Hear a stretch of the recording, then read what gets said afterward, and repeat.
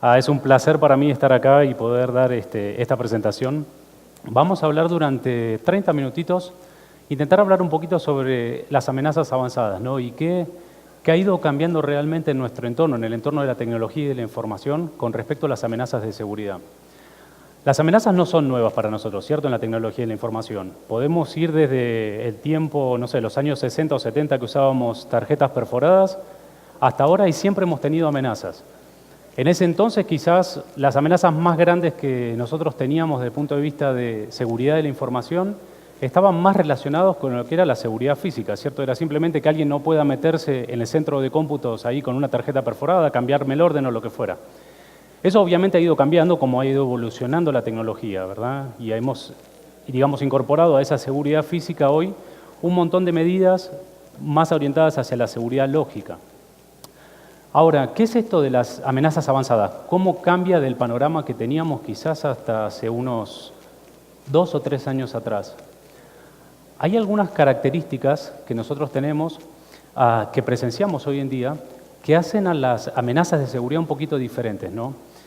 Primero y principal tenemos este concepto de que son avanzadas y que eso cambia, digamos. En general hoy nosotros estamos viendo que las amenazas de seguridad requieren de un conocimiento mucho más experto, ¿no? Y están apuntando, digamos, a, por ejemplo, poder utilizar metodologías que permiten saltar las barreras de seguridad que nosotros tenemos, quizás tradicionalmente en nuestras empresas, como IPS o antivirus o filtros de control de aplicaciones, etcétera, y permiten de alguna u otra forma disfrazarse, ¿no?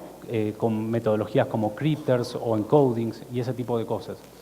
Ahora, hay una componente más que nosotros tenemos en esto de lo avanzado que una amenaza es, y es la utilización de las vulnerabilidades de día cero. Es decir, esos agujeros de seguridad que nuestros servicios, plataformas, software o hardware pueden tener, que aún no son conocidos por el fabricante. Perdón que se desacomodó esto. Que aún no son conocidos por nuestro fabricante y que, por lo tanto, nosotros no tenemos un remedio, digamos, para eso. Entonces, eso hace, digamos, que obviamente exista un nivel de complejidad, digamos, en esa amenaza muy diferente al que teníamos antes. Ahora también tenemos el concepto de esto de persistente, ¿no? ¿Qué es esto de que sea persistente? Básicamente acá tenemos la idea de que una amenaza, cuando logra entrar a algún sistema de cómputo, va a intentar estar en ese sistema oculto la mayor cantidad de tiempo posible, ¿ok? Mediante la utilización de tecnologías como rootkits o mediante la posibilidad de hacer process killing y una serie de, digamos, de técnicas por ahí. ¿Por qué quieren hacer esto? ¿Por qué esto es diferente un poquito de lo que teníamos antes? Y básicamente es porque la amenaza intenta, digamos, llegar a robar información o a poder guardar información con lo que se conoce como ransomware, que es básicamente tomar como rehén parte de la información que nosotros tenemos para después, por ejemplo, pedirnos un rescate. ¿Okay? Ahora hay una componente de todo esto que hablamos, hay algo que también es muy distintivo con respecto a lo que teníamos antes y que es una parte crucial de una amenaza avanzada, y es el hecho de que es una amenaza orientada. Esto significa que es una amenaza que está apuntando específicamente a un tipo de servicio, a una tecnología, a una industria en particular o incluso a un cliente en particular, quizás a cualquiera de las empresas para las que nosotros trabajamos. Esto es un punto importantísimo y es un diferencial. Eso que vimos antes del hecho de que sea avanzado, del hecho de que sea persistente, son componentes importantes, pero la gran diferencia está en que son avanzadas y persistentes para atacar algún tipo de software o servicio en particular en nuestra organización. A mí me gusta mucho esta analogía, digamos, de pescar con red y pescar con un señuelo, ¿verdad? La red, digamos, yo la tiro ahí y rescato lo que saco del mar, digamos, pesco lo que puedo, y el señuelo es mucho más orientado. De hecho, voy a ir a buscar cierto pez en particular. Lo mismo pasa con las amenazas avanzadas, ¿sí? Y esa componente de orientación hace, digamos, que sea un distintivo muy diferente. Me gustaría traerles acá un ejemplo que creo que es, quizás, estoy seguro que es uno de los, digamos, de las primeras APTs, ¿no? Amenazas avanzadas que han existido en la industria y que son un referente, y me gustaría que nosotros analicemos un poquito qué es lo que pasó, ¿no? ¿Quién de ustedes alguna vez escucharon hablar de esto conocido como Stuxnet? Una amenaza, un ataque que se conoció como Stuxnet. Bueno, no son tantos, entonces voy a hacer un repaso rápido de esto. Stuxnet fue una amenaza que fue una de las primeras, digamos, reconocidas como amenazas avanzadas, persistentes, que atacó a unas centrales nucleares en Irán. La idea, digamos, y hoy se conoce o se cree, digamos, fervientemente que estuvo por detrás incluso los gobiernos de Estados Unidos y de Irán planeando eso para poder atacar estas centrales nucleares. Si nosotros repasamos un poquito cómo es que esa infección se dio, digamos, y cómo es que esa amenaza se llegó a concretar, nosotros vemos que en una secuencia de tiempo, la primera infección que hubo fue por un USB, ¿sí? Es básicamente en la red industrial, alguien, o en la red corporativa, alguien se conectó con USB y se infectó con un malware que estaba específicamente diseñado para explotar 4 vulnerabilidades que el sistema operativo Windows tenía en ese momento. Ahora, interesante es que, como les decía antes, esas 4 vulnerabilidades, 3 eran vulnerabilidades de día cero, es decir, en ese momento ni siquiera Microsoft las conocía, ¿sí? Una de ellas era conocida, ya existía el parche, pero no estaba aplicada en ese sistema. Entonces, ese fue el primer vector, digamos, de contagio de la amenaza.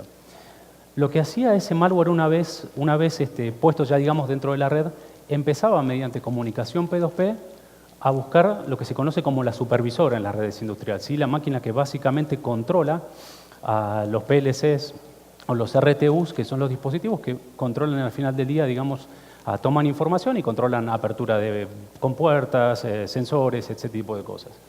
Entonces, empieza a buscar la supervisora y cuando la encuentra, infecta a esa supervisora.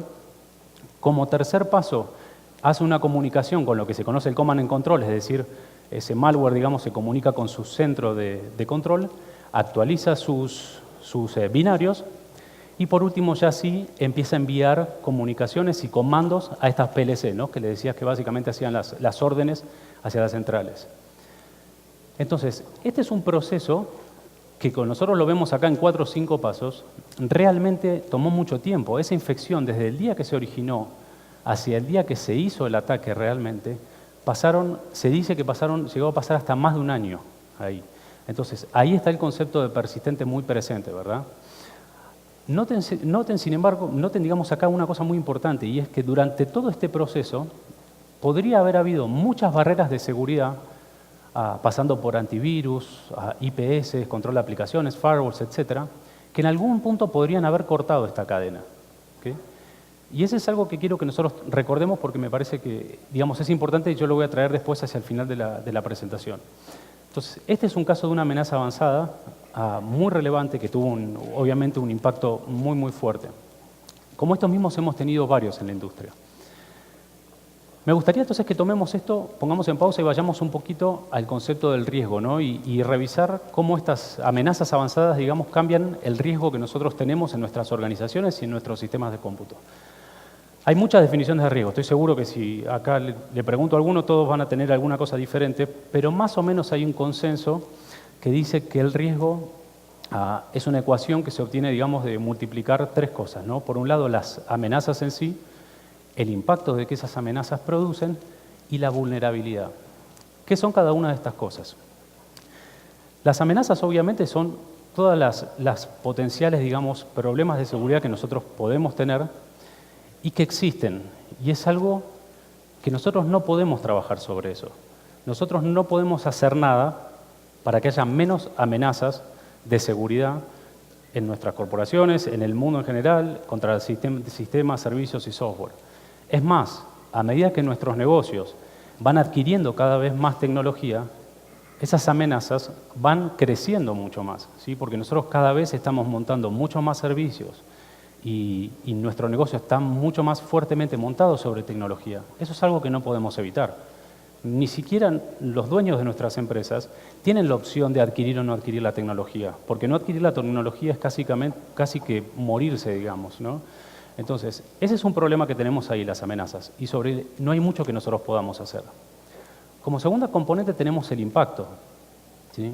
Es decir, el problema que en caso de ocurrir esa amenaza, en caso, digamos, de poder llevarse a cabo, el problema que eso genera en nuestro negocio. El impacto, por ejemplo, en el caso que vimos anteriormente, es muy alto y está claro, porque es el impacto de, por ejemplo, dejar una ciudad sin energía o abrir una represa e inundar una ciudad. Pero ¿qué pasa en nuestros negocios? Si nosotros trabajamos en banca, si nosotros trabajamos en gobierno, en retail, ¿qué pasaría si nosotros dejamos una hora nuestros sistemas, por ejemplo, de banca electrónica sin funcionar, o nuestros sucursales de venta sin poder procesar pagos de nuestros clientes. Obviamente que el impacto es cada vez más alto, por lo mismo que mencionábamos antes. Nuestros negocios cada vez están más fuertes, montados sobre la tecnología. En el caso anterior, fíjense una cosa muy interesante, y es cómo esa amenaza hace unos años atrás no existía, porque las redes de SCADA, digamos, las redes de controles industriales y las redes corporativas no se unían. Eso es algo que ha ido cambiando. Hoy a la mañana escuchaba sobre la consolidación de las redes, y eso es real, digamos. Hoy eso consolidó, y esa amenaza que no existía, de repente pasó a existir, y ese impacto es un impacto muy fuerte. Entonces, el impacto sabemos que va a ir creciendo. No hay mucho que nosotros podamos hacer como profesionales de la tecnología o profesionales de seguridad. Y lo último que nos queda es la vulnerabilidad. La vulnerabilidad es qué tan expuestos están nuestros sistemas, servicios, hardware, software, etcétera, hacia una amenaza. ¿Sí? Es ahí donde nosotros, como profesionales de tecnología o como personas dedicadas a la seguridad, podemos trabajar. De esta ecuación, es lo único que nosotros podemos hacer, es trabajar sobre la vulnerabilidad. Si nosotros logramos reducir esa vulnerabilidad, obviamente también logramos reducir el riesgo. ¿Sí? Entonces, repasemos un poquito cada uno de estos puntos, ¿no? Amenaza, impacto y vulnerabilidad. Las amenazas realmente, yo les decía antes, es algo que queda totalmente fuera del control que nosotros podamos tener. A mí me gustó mucho esa nota que apareció por ahí en una estadística sobre la cantidad de artículos que, por ejemplo, un diario como el New York Times dedicó el año pasado a problemas de seguridad. Y no solo la cantidad, sino el cambio de un crecimiento de un 500% en comparación al año 2013. Yo digo, para mí, el año pasado, el año 2014, es el primer año donde yo más o menos uno le puede explicar a sus esposas, a sus madres, qué es lo que hace. Porque antes le decías trabajo con computadoras. Porque si decías seguridad, no tenían ni idea qué era. En cambio ahora, el concepto de seguridad, por muchos factores, incluso digamos por el hecho de cómo nosotros como consumidores adoptamos la tecnología, es algo que está en el top of mind nuestro y de las personas con las que nosotros nos interactuamos, aunque no necesariamente ellos sean del mundo de la tecnología. ¿Sí? Eso ha cambiado muchísimo, ha variado muchísimo. Otra cosa muy interesante para saber, para tomar, digamos, de esta estadística, es que el 70% de los malwares conocidos, digamos, de los malwares que se detectaron durante el año 2014, fueron variaciones particulares para un tipo de empresa. Eso hace que las amenazas sean avanzadas. Quizás eso no es tan avanzado como explotar una vulnerabilidad día cero, pero sí ya se empieza a convertir en un factor común que los distintos malwares y virus, troyanos o lo que quieran llamar, de seguridad, empiezan a tener una variación particular para poder atacar nuestras empresas, para poder llegar a nuestros usuarios en las compañías. ¿Okay? Y eso es un dato muy importante, porque uno de los problemas que muchas veces nosotros tenemos, quizás no nosotros que somos personas de tecnología y un poco obviamente de esto entendemos, pero muchas veces nos cuesta transmitir hacia nuestros gerentes o hacia los dueños del negocio, es que uno de los peores pecados que podemos cometer, digamos, es pensar que a mí no me van a atacar porque soy una empresa pequeña o porque, no sé, estoy en Guatemala, entonces seguramente se están enfocando en Estados Unidos y en países más grandes. Eso no es cierto. Y es más, muchos de los ataques que se hacen no son porque quieran apuntarnos a nosotros como víctimas, sino porque quieren usar nuestros recursos para atacar a otras componentes. Nosotros, para que tengan una idea, desde Fortinet, más o menos semanalmente casi que estamos actualizando y agregando 1 millón de firmas distintas a nuestros sistemas de anti-malware. ¿Sí? Es a ese nivel que nosotros estamos llegando. Entonces, las amenazas son un problema, definitivamente. ¿Qué pasa con el impacto? El impacto de seguridad también ha variado mucho. Hubo un caso de estas APT, digamos, de amenazas avanzadas, que yo creo que fue un punto de inflexión para nuestra industria. Y es el caso de Target. Target, como no sé si saben, pero Target es uno de los 5 retails en el mundo. Está en el top 5 de retails en el mundo. A inicios del año pasado ellos sufrieron un ataque de este tipo, un ataque avanzado persistente, que robó millones de tarjetas de créditos, información de tarjetas de créditos de sus usuarios. ¿Cuál fue la consecuencia de este evento? Por primera vez, no el encargado de seguridad, no el encargado de tecnología, sino el CEO de una empresa, el mandamás de una empresa, tiene que renunciar por un problema de seguridad. Esto fue un punto total de inflexión en nuestra industria, porque es la primera vez que ocurre algo así y encima con una empresa tan relevante y tan importante y con tanta visibilidad. En un análisis que Verizon hizo el año pasado también, ellos contaban o mostraban, digamos, los resultados de que en los sectores corporativos y empresarial, más de un 60% de los responsables, digamos, del área de seguridad ya tienen una presión muy fuerte del board de directores para implementar medidas de seguridad. Esto significa que esto ya no es más un problema, digamos, de nosotros como CEOs de una compañía o como, no sé, gerentes de seguridad de la información. Esto es un problema que está en el top of mind de nuestros dueños del negocio. ¿Por qué? Porque básicamente la imagen de la empresa está comprometida, ¿sí? Los productos de la empresa están comprometidos, el revenue de la empresa está comprometido. Un ataque que todos habrán escuchado por ahí fue el año pasado el de Sony, ¿verdad? Cuando se robaron, no sé si se acuerdan, que se robaron muchas películas, entre ellas, por ejemplo, se robaron las cintas de la película The Interview. ¿Sí? Eso costó a Sony millones de dólares, porque todo eso que ellos habían armado para hacer un lanzamiento y recuperar el dinero de la producción, de repente casi que se esfumó. ¿Okay? Entonces, todas estas cosas están mucho más presentes. Entonces, el impacto que tiene sobre nosotros, digamos, las amenazas avanzadas, también ha ido variando mucho. Y llegamos al punto de la vulnerabilidad. Y acá me gustaría hacer comentario. Hoy en la mañana yo escuché términos como Internet de las Cosas, Bring Your Own Device, y esas son, en realidad, tendencias que nosotros tenemos hoy en día, que se engloban en lo que se llama la consumerización de la tecnología, es decir, que nosotros, no solo nosotros como responsables de tecnología, sino todas las personas empiezan cada vez más a adquirir tecnologías siendo consumidores, ¿sí? Empezamos a cada vez más estar rodeados de tecnología, con los teléfonos, con los sensores, con lo que ahora se llaman wearables, es decir, con tecnología que nosotros nos ponemos, nos vestimos con esa tecnología, como pueden ser, no sé, hoy está el Apple Watch y ya hay chaquetas que se ponen y se conectan a Internet. Entonces, ese fenómeno hace que todas estas vulnerabilidades que nosotros conocemos, crezcan y crezcan y crezcan, ¿sí? Fíjense un dato muy interesante de una estadística que hay por ahí. Del año pasado, de todas las vulnerabilidades que se explotaron, más del 70% ya eran conocidas hace un año y ya tenían una remediación. Más del 70% de esas vulnerabilidades. Imagínense cómo eso va a crecer si hoy, digamos que estamos, entre comillas, en un entorno un poquito más controlado, donde nosotros tenemos nuestros sistemas de cómputo y los controlamos. Imagínense cómo eso va a cambiar con esto de la consumerización de las cosas. ¿Quién va a actualizar el sensor de electricidad en mi casa? ¿Quién va a actualizar el firmware de la heladera? ¿Podemos instalarle un agente al firmware de la heladera?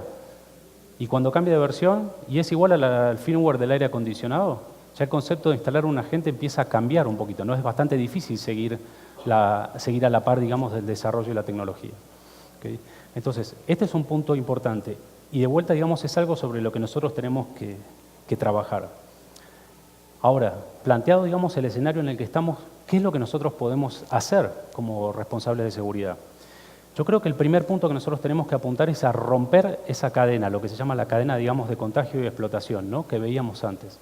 Es decir, implementar distintas tecnologías que nos ayuden, en el mejor de los casos, a no infectarnos, ¿sí? Con algún malware, por ejemplo. Pero si ese no es el caso, lo que nosotros tenemos que lograr es disminuir esa persistencia lo menos posible, implementando tecnología, implementando procesos.